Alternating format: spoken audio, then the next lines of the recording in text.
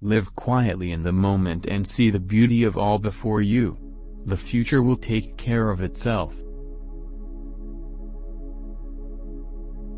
Be as simple as you can be. You will be astonished to see how uncomplicated and happy your life can become. You may control a mad elephant. You may shut the mouth of the bear and the tiger, ride the lion and play with the cobra. By alchemy you may learn your livelihood. You may wander through the universe incognito, make vassals of the gods, be ever youthful. You may walk in water and live in fire, but control of the mind is better and more difficult. Read a little. Meditate more. Think of God all the time. You must not let your life run in the ordinary way. Do something that nobody else has done, something that will dazzle the world. Show that God's creative principle works in you. Making others happy, through kindness of speech and sincerity of right advice, is a sign of true greatness. To hurt another soul by sarcastic words, looks, or suggestions, is despicable. Live each moment completely and the future will take care of itself. Fully enjoy the wonder and beauty of each moment. You have come to earth to entertain and to be entertained. There is a magnet in your heart that will attract true friends. That magnet is unselfishness, thinking of others first. When you learn to live for others, they will live for you. The power of unfulfilled desires is the root of all man's slavery. If you permit your thoughts to dwell on evil, you yourself will become ugly. Look only for the good in everything, so you absorb the quality of beauty. Kindness is the light that dissolves all walls between souls, families, and nations. Forget the past, for it is gone from your domain. Forget the future, for it is beyond your reach. Control the present. Live supremely well now. This is the way of the wise. Persistence guarantees that results are inevitable. Remain calm, serene, always in command of yourself. You will then find out how easy it is to get along.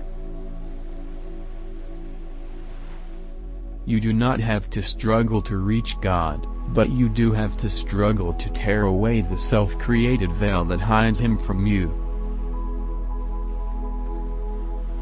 Stillness is the altar of spirit. The season of failure is the best time for sowing the seeds of success.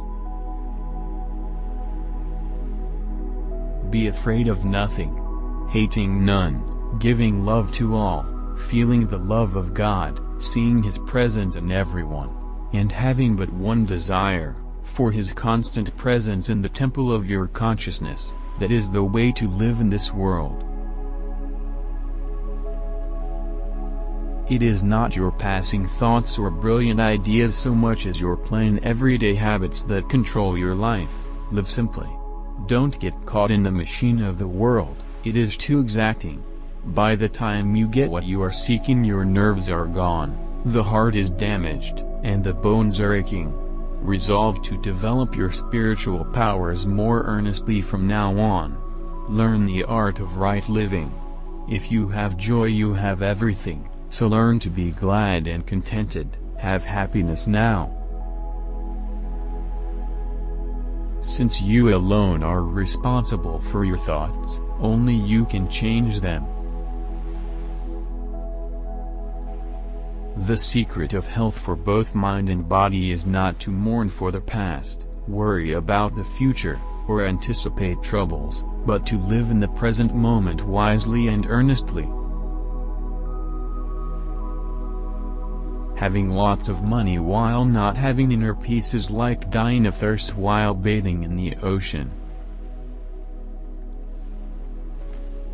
Millions of people never analyze themselves.